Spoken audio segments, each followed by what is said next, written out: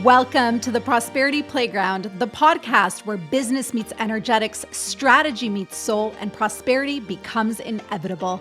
I'm your host, Anna Lozano, mom, founder, investor, mentor, and energetics in business expert. This is your weekly activation to rewire how you think and feel about wealth, success, and personal power, because it's not about working harder, it's about regulating deeper, aligning stronger, and receiving wider. You don't hustle for your future, you calibrate to your higher self. Join me weekly for high-level conversations with the world's most inspiring entrepreneurs, creators, and thought leaders. True prosperity isn't just about money. It's about alignment, freedom, expansion, and embodying your worth. Welcome to the playground. Let's build your most prosperous life. Welcome back to the Prosperity Playground podcast. Today, I connect with an old friend, Kate Northrup. Kate uses a neuroscience-based method to help people heal their relationships with money. She's the author of the bestsellers Money, a Love Story and Do Less, and the host of the top-ranking podcast, Plenty. Her work has been featured by the New York Times, Oprah Daily, The Today Show, Glamour, Harvard Business Review, and more. In this juicy episode, we dive into how true transformation starts with healing the nervous system, not just changing our thoughts. Why expansion often feels unsafe, even when it's what we consciously really want, and what we can do now to shift into safety. The behind-the-scenes work of Kate and Mike's record-breaking launch. Oh, and so much more. Such a high-value episode with easy-to-implement steps to access the abundance you truly desire. Enjoy the show. All right, Kate Northrup Watts, welcome to the Prosperity Playground.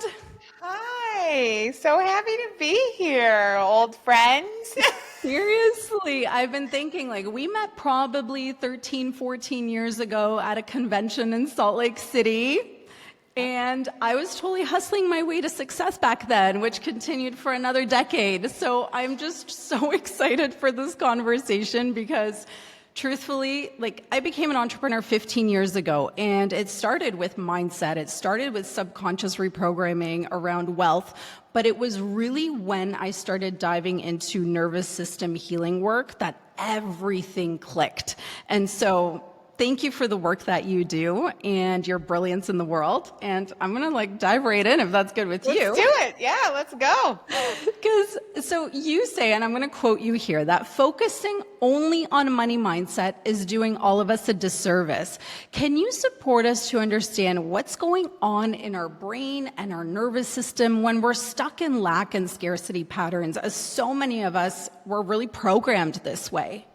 Yeah, so it's important to understand that our brain is only part of the equation. And actually, we think our mind is essentially our prefrontal cortex, the part where our conscious thought, where our ability to be hi, here I am, I'm choosing my words, I'm choosing my activities. We think that's what's ruling our life. It's not. What's actually ruling our life is our subconscious, our unconscious, which is mitigated, which is dictated by our nervous system. And our nervous system includes our brain, but it also includes our spinal cord and all the nerves that go throughout our entire body. And our nervous system, by default, is wired for survival. And the way that our nervous system makes sure that we stay alive is by ensuring that we experience only that which we've experienced before. So it is constantly sifting and sorting and tracking for familiarity. And when it comes to money, or really anything, pretty much everything we desire in life is outside the realm of the familiar. It's something we've never experienced before, and frequently it's something our parents never experienced, and maybe even our ancestors as well, and frequently things that our friends haven't experienced. And so what happens is we think I can just mindset my way to all of my goals. But the thing is that the mindset, by the time we get to just our conscious thoughts and beliefs, That is like the teeniest, tiniest tip of an iceberg that is 99% under the water. And I liken it to if you were trying to clean out a polluted river, mindset work is going down to the delta of the river where it's pouring into the ocean with a Dixie cup and like trying to just scoop out individual little thimblefuls of water and think that you're going to get the pollution out.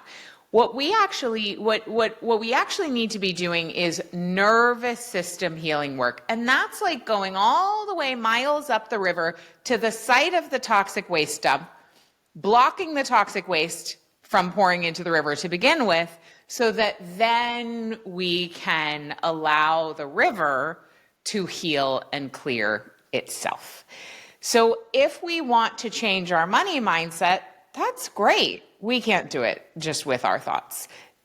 Because if our nervous system is wired for scarcity, fear, pressure, changing our thoughts, like trying to just change our thought, actually registers as a threat to our nervous system. Oh my It God. like makes it worse. So I'm in Mexico and I have the biggest goosebumps that I can show you right now because like every part of me is dinging right now. So I was born in communist Poland. And so we came to Canada. I was 6 years old. My evidence, what I was witnessing around me, was my parents working really hard. And that's what I started to do. I started working really hard. At age 9, I had to text my mom. I was like, Mom, those garbage bags of newspapers that would arrive on Friday nights, like, I'm going to cry. How old was I when I started working hard? And she's like, you were probably around 9. And I look at my eldest daughter is 9 years old. And so for me, working hard created results, and that became my evidence of quote unquote success, and that became safety. And so there's certain patterns that I've witnessed. Another pattern, so one was the work hard. The other one, growing up Polish immigrant in Canada, has been this roller coaster of when it comes to finances. So we'd have super abundant years, our highest year ever, and we celebrated and we paid a shit ton of taxes, and then came the dry spell. And I noticed the same pattern with my brother. And so if we can start to unpack this, like how do we get to the root by looking at the nervous system and really changing it, because we all deserve to live in the overflow and abundance, but we need to do this first. Yeah, what's really important to understand is that overflow for most people feels like a threat to our nervous system. So it's like, yeah, of course we all want overflow, but having had those big years, you've experienced how then unconsciously you'll turn around and either, what I see people doing is overspending, overgiving, just sort of like losing track of where it is, 100%. or not being able to withstand the rate at which they were working to be able to create that, or what I was doing for years unconsciously, which is like I would do something, it would work really well, and then I would promptly completely change my offer, completely like go back to the drawing board and build again something brand new from the ground up. Everyone said, just keep rinsing, repeating. I could not, because that level of consistent cash was such a direct threat to my previous lived experience. And I actually have a very different childhood story than you do, which is technically there was enough money growing up. However, my parents were both doctors. They worked so hard. They worked all the time. And my biggest kind of childhood wound was that I just wanted them to be there and actually be with me. But because of their careers and whatever, they just weren't. And so I experienced this okay, we're connected and we're attuned, and now they're gone. And it was this roller coaster of okay, they're here, they're gone. They're here, they're gone. So I just realized this like a couple of months ago. Wow. I was talking to my therapist, and she's deeply nervous system attuned, and I've learned so much from her.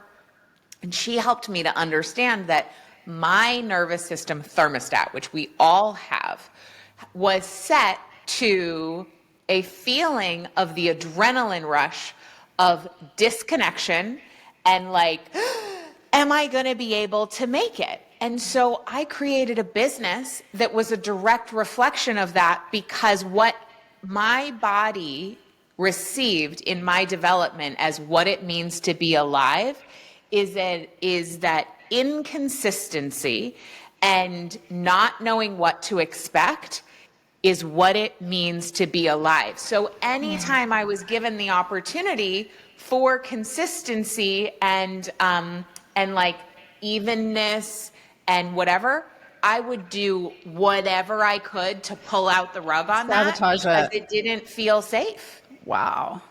Insane. Even though the money was there, right? The money It was, growing but up then I would make sure to find a way for it to not be there. cannot be there. Or Yep.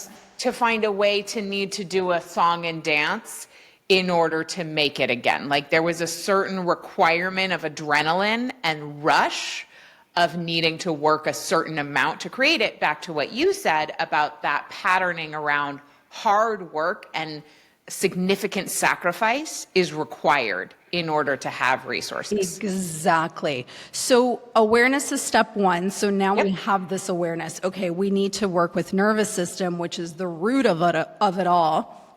How do we start? Do we need to first identify our story? Like what happened? That's such a great question. You know, what I love about nervous system work is that so many of the stories that live in our bodies, we will actually never know consciously. What we know about epigenetics and ancestral trauma and ancestral patterning and collective patterning, and even what lives in our bodies that's pre-verbal, like it's not in our conscious memory, we won't ever know those stories. So even though our body remembers them, we don't actually need to dredge them up, which I find quite freeing. Amazing. Thank you. I'm like, cool. So what's great about this is the nervous system healing work we do doesn't always require a story or content. It requires us to become attuned to the sensations in our body so that we can know when we're outside our range of capacity and we're having one of the F responses: fight, flight, freeze, or fawn, or flop. I guess there's another one.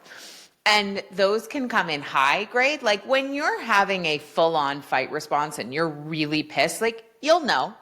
But what we don't realize is that like when we're in judgment of ourselves and others, that's a low grade fight response. When we're having like when we're in a spin of doing a lot of things like hyperactivity and overworking, that's actually a low grade flight response.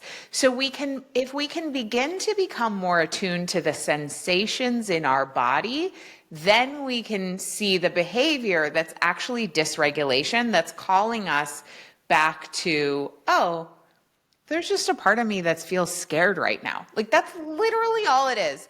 And we will get scared, by a number of things, but primarily two things. One is we will feel scared because we are about to do something or we are experiencing something that has put us beyond our range of what is familiar. So frequently, we will actually feel anxiety or have one of our F responses around something we want. And then the other one is like when there's stress in our lives and like, we get an unexpected bill or the, taxes call, or I don't know what ours is the Internal Revenue Service, right? Like, Yeah. Or your launch doesn't go as well as you wanted, whatever, right? So we get actually those F responses when we're having an expansion and when we're having a contraction. Both of those are times when we need to learn how to tell our body that it is safe, which is not something you can do with your thoughts. You can't just say, I'm safe, and your body will be like, liar, I feel like I'm being chased by a tiger right now. I feel like I'm going to die. And so when you do affirmations and when you try to do mindset work on top of a nervous system that feels unsafe, your nervous system will double down on the patterning and be like, not only do I already feel unsafe, now this thought is coming in as a direct threat to my survival because it's a mismatch between what I feel and what the words are saying. So I'm going to go into further protector mode to make sure that that doesn't come in. So what do? Yes. We notice these sensations in our body, and this takes practice, but you do build this sensitivity, and it's really cool. And then we build up our own toolbox of nervous system healing practices that signal to our body, you are safe. There is no imminent threat.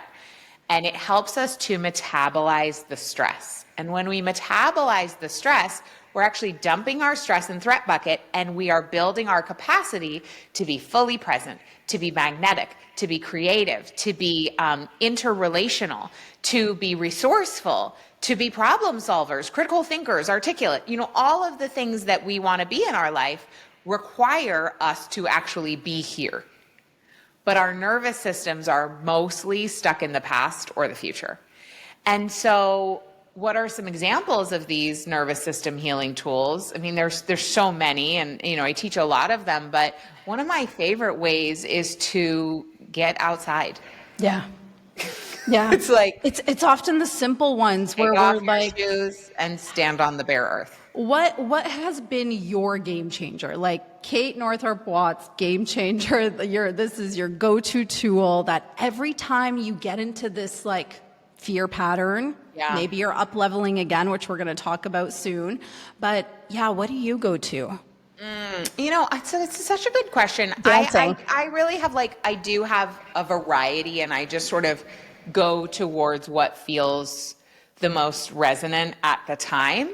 But I really love just shaking my whole body. Yeah. Shaking is really powerful. What we see in animals is that when an animal is being chased, and let's say they outrun the predator, the animal will stop and just shake. That is the animal's body metabolizing the stress hormones and clearing it from its system. And then it just goes back to grazing. So that's it. Awesome. It's not talking to its therapist for 20 years. It's not rehashing the story. It's just now I'm an antelope again, eating grass. That's it. And so we need to remember that we are animals. And I don't know about you, Anna, but after I gave birth to my daughter, who's also 9, she's almost 10, my body shook uncontrollably. It was the wildest experience. And I was like, oh, my body is metabolizing the stress hormones. That's amazing. And so I love shaking as a tool, but when we become more attuned to our nervous system signals in the form of sensation, we can start to pick up on, oh, okay, what I'm feeling is the flight response. That means I recommend people go in the direction of what their body is craving. Most people misunderstand and think nervous system regulation means calming down. Right. That is not the case at all. Having a healthy nervous system does not mean being calm all the time. What we're actually wanting to do is move in the direction that your body is desiring to go energetically so that you close that emotional stress loop and that your body has fully completed the stress experience and now it can be done. Versus what most people are out here doing, being like, oh, just do a breathing exercise so you can calm down. And it really drives me crazy how much misunderstanding there actually is about the nervous system and how many people are out here teaching it who haven't actually done the training. And then they're continuing to propagate this information that is not helpful because quite frankly, if you're feeling activated, I would recommend going in the direction of activation to let your body experience the full experience that it's wanting to experience, which it usually doesn't need to do it for very long. We're talking 90 seconds. Yes. And then you've moved it through, and then you can come back to presence. And our kids do this so naturally. right? Like I look at them, I'm like, holy fuck, they're in their sacred rage and I'm gonna let them. Yeah. And it's done. And before, I would get entangled in it. I would be like, what is this chaos? I would judge it. I would raise my adrenaline and cortisol levels, and then it passes. Yeah, it passes. And the less you resist it, the faster it passes and the more effectively. And the other thing that people misunderstand is they think that we should, when we're feeling an emotion like sacred rage, that we should regulate ourselves so we don't feel it. That is a huge mistake. That will ensure that we only more deeply ingrain the neural patterning that's keeping us stuck. Actually, emotions being expressed is in healthy ways is one of the easiest and most effective ways to heal our nervous system, because all of the unfelt emotions are stuck in our neural patterning, and our bodies are trying to go back in time over and over and over again to the moment that it didn't get to feel the feeling all the way in and all the way through. So if you can just do that, like let's say you're sad, cool. You don't have to know why. Just let yourself have a big cry. The end, usually over within 90 seconds. Move on with your day. You know, one of my girls will tell me like, Mama, I don't know why I'm crying. I'm like, doesn't matter. Just feel it. Just Like, cry. stay with it. Feel it all the way. It's okay to be sad. Done. This is so powerful and so freeing because, again, depending on how we were raised, for me, it was more suppressed emotion.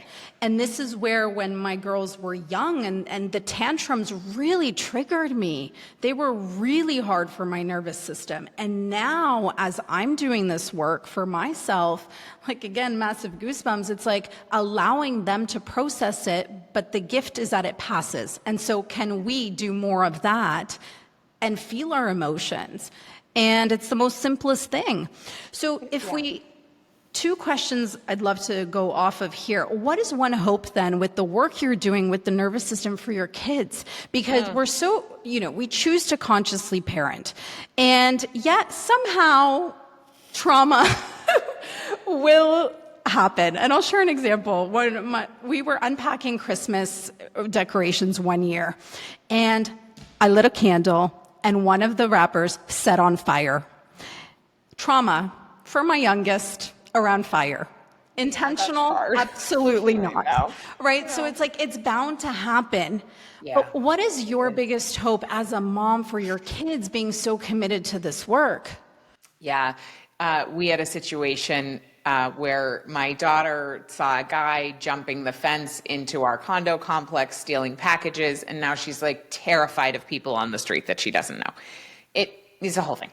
So I feel you. It's like, you do your best. You cannot protect your children.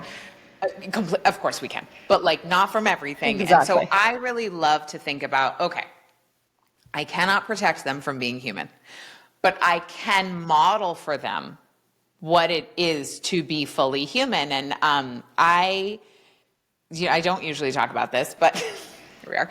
I actually did this guided psilocybin journey where I was like, actually, I became like the dirt, and I was composting, like I was composting the emotions in my neighborhood on behalf of my neighborhood. And what I heard was, you are learning how to be the earth, because the earth takes our waste and she takes it back, and then the worms crawl through, and the mycelium, and it's this whole incredible birth and death cycle. And so I became aware of like, oh, I'm here learning how to do this so that, and I heard, you are learning how to be the earth so that you can teach your daughters how to do this too. Wow. So it's really like, how can we take in what we take in, metabolize it, essentially compost it through our bodies, through emotional expression, through staying present with what is, through increasing our capacity to feel comfortable, to feel safe while feeling things that are uncomfortable, and knowing like, even though it feels like I'm going to die, I am actually not going to die.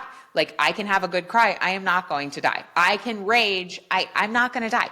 And then every time we do that, we actually increase our capacity for life force energy to run through our bodies. And so for our children, I think so much more of it is about witnessing us doing that rather than us teaching it explicitly. Now, of course, if I'm having like a sacred rage moment, I'm not going to just go ham like around my kids, but I will. They have, I remember a couple years ago, we were having a really hard time for a number of reasons. And I was so angry a lot. And I remember I was frustrated one morning getting the girls ready for school. And I dropped the hairbrush on the floor and I said, Mama's needs a break. I am going to come back. And my daughter goes, Mama, are you going to go scream in the closet again? I was like, yes, I am. Yes, and I will be right back.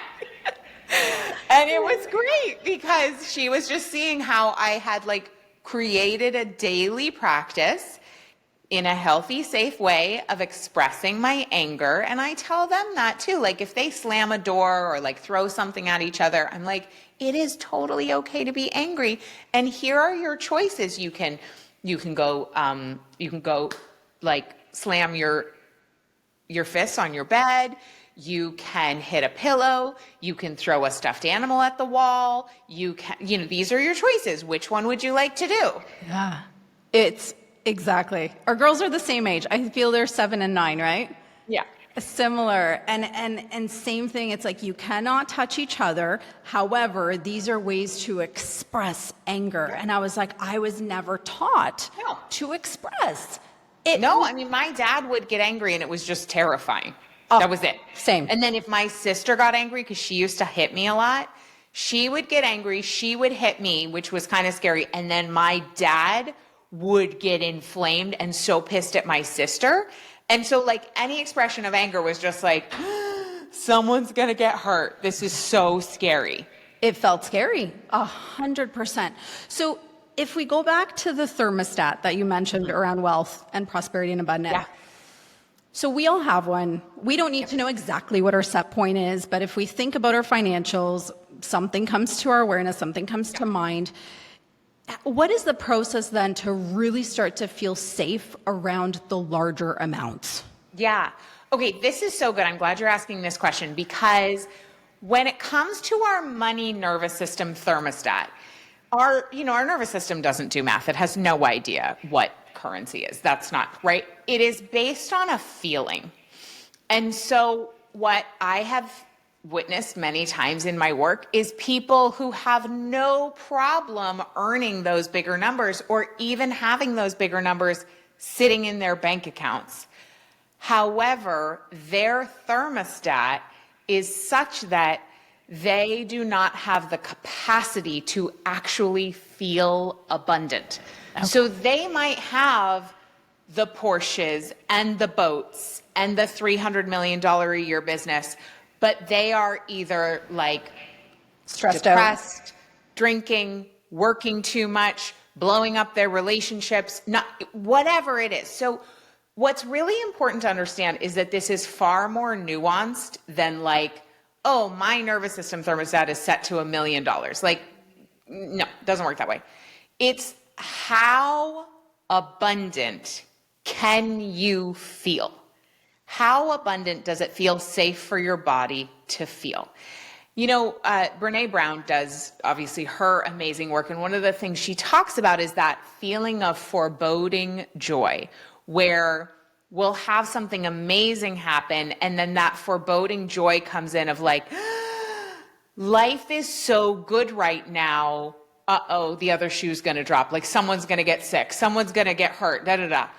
That is because our nervous system does not feel safe with that level of joy. That's something we also have to practice, right? Because that level of expansion then brings in, it's like, I'm feeling so good, it feels scary. And so our nervous system money thermostat isn't really about money. It's just about like, how good can you feel? and how good can you feel in relationship to money? And so how do we expand that? Well, we start by doing nervous system healing practices before, during, and after money expansion tasks. So like if you are, years ago, I got my first book deal. And I remember I went into a complete hysterical spin about unworthiness. I felt ashamed. I felt guilty that someone else would want this more, so they should have it. I felt all this stuff came up. It was really intense. And that's because I didn't have the nervous system thermostat yet for that level of expansion. And what ended up happening, luckily, is I happened to be meeting a really safe, wonderful girlfriend who's quite wise for coffee. And she met me and she helped me. One of the easiest, fastest ways to recalibrate our nervous system is in safe community. So when we have an interaction with someone, whether it could be a coach, it could be a friend, it could be, honestly, it can be in an online community as well, which is why I build the programs that I build. We can co-regulate with other people who can hold up that nervous system mirror, and our bodies literally have mirror neurons where it's like, okay, if you are an example of a woman who's making more and doing less, and you're out there and you seem to be doing great and you're a safe person for me, my mirror neurons can quickly calibrate to you to be like, because of, we have ancestral trauma, we have collective trauma, we have personal trauma.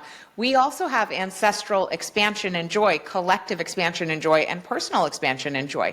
And so we can use our mirror neurons to be able to pick up on other people having what we want as being safe for us too. Amazing. Yeah. Like, hello. Yeah, it's so great. We'll talk about your community next. This is so many aha moments here. I didn't realize that because the mindset work, the personal development world talks about the thermostat as it being a number. And so the mic drop moment. The body doesn't do math. Of course, duh. Why didn't we question this earlier? And so it's a feeling, and as you say that, I can bring myself back to, I remember this was probably around 2016. We bought our second property in Playa del Carmen, Mexico. And, there was joy. As soon as we received the place, the self-sabotage kicked in. The unworthiness of who am I at 28 to own a second property when my parents came with nothing from Poland, have worked their entire life. And so the demise began. And that was one of our worst investments to this day because of X, Y, and Z. But it was just the unpreparation and inability to hold it, to feel worthy of it. Like, yes, you are worthy of owning another property and becoming snowbirds before 30. Like, why the fuck not? Yeah. But it was self-sabotage that really kicked in. Yeah, and that worthiness is so important. Like, I absolutely believe in worthiness work. I think it's so powerful. However, without the nervous system work along with it, you won't really get great results, because ultimately the story we're telling of I don't feel worthy is just a way, any limiting thought or limiting belief is just your nervous system's way of trying to make sure that you don't do anything new. Right, that it's not safe. It's like really anytime any limiting belief or limiting thought comes up, it's just your nervous system being like, I'm scared. That's it. That's it. And so sitting in that too, probably just sitting there and being like, right now, I don't feel safe. And witnessing that. And I always say too, awareness, it begins with awareness. So I'm not feeling safe right now. And we have physical sensations. The other thing that I witnessed throughout the years is I started getting these bumps on my skin. And so eventually our physical, our body, our vessel starts to show dis-ease. And that's a clear sign like that we've we definitely need to look at this, but why don't we begin the work today versus waiting for the physical symptoms? And so I'd love to move into your launch and how you prepared for it, because cue the fireworks. You just had the most epic launch, record-breaking launch, with which you've shared publicly. So what was the nervous system work you did to prepare for this? And let's talk about pre, during, post, and then I'd love to get into some of the strategies, because there is strategy. I know there's a lot of knocking. There's a lot of knocking on strategy these days on social. I'm into strategy. So am I. No amount of good strategy layered on a nervous system that doesn't feel safe with success will end up working. However, once you have that nervous system foundation, add the strategy all day. That shit works. Amen. What I did really was, I've been doing something called it's this practice by a woman named Carolyn Lovewell. She wrote a great book called Existential Kink. And one of the things I was working with in the lead up to the launch was, she has this concept, and I 10 out of 10 recommend the book. We had one of my favorite podcast interviews ever was on Plenty with Carolyn. And the existential kink meditation is going into like whatever you're experiencing as a repetitive experience of something you don't want to experience. So her thing is like, having is evidence of wanting on some level. So if we keep having the experience of lack, or we keep having the experience of huge launch, it all goes away, or some repeated fight with our spouse or whatever, there is some part of us that is wanting to have that experience, and it's a shadow part of ourselves that is getting off on the experience of having the thing that we say we don't want to have on an ego level. And so she says that we can essentially use our turn on energy, our life force energy, by bringing to our consciousness the very thing that we keep experiencing that we don't think we want to have in our lives, except we keep having it, so obviously we do on some level, and feeling the sensation of that experience. So if it's scarcity, like where do you feel the sensation of scarcity in your body? If it's competition or a feeling of like, people talk about like, mean girl stuff, like I'm afraid that I'm going to get taken down if I shine too bright or whatever it is. Yeah. You feel it where you feel it in your body. And then you put your attention literally on like your pelvic bowl and allow yourself to feel the aliveness of the sensation in your body of that thing that you quote unquote don't want to have, and let your body actually get turned on by just the sensation, not the experience itself. Okay, I just want to say here too, the fear around this is like, oh my gosh, we're going to manifest it if we go there. But you're manifesting it anyway. And by not allowing yourself to fully have it, you will keep manifesting it, because the shadow side of us is wanting to get off on that sensation, but you're never letting it have it, because you're like, oh God, I shouldn't want to be rejected. I shouldn't want to have scarcity. I shouldn't want whatever. Like I did this meditation around this issue I was having with my husband, repetitive, like we're talking, it's been going on for 14 years. Wow. We've worked on it a million times and it was still, and I was like, So I did the thing, and I do it in the sauna, which is like my practice, because I'm like, I am in here to burn off whatever is no longer serving me. And so what came to me as I was like, you do the meditation, and it really is about the feeling, not so much the story, which is a theme in this conversation. So I was allowing myself to just notice what came through when I felt the feeling of like this conflict going on, adding in my turn on energy, allowing myself to just let that expand.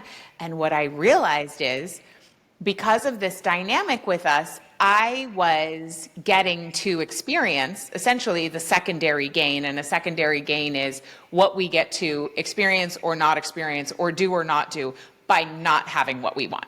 So it's the part of us that's essentially like making sure we don't get what we want because actually we want this other thing a little bit more. And for me, it was that like I got to be the good girl and he got to be the bad guy.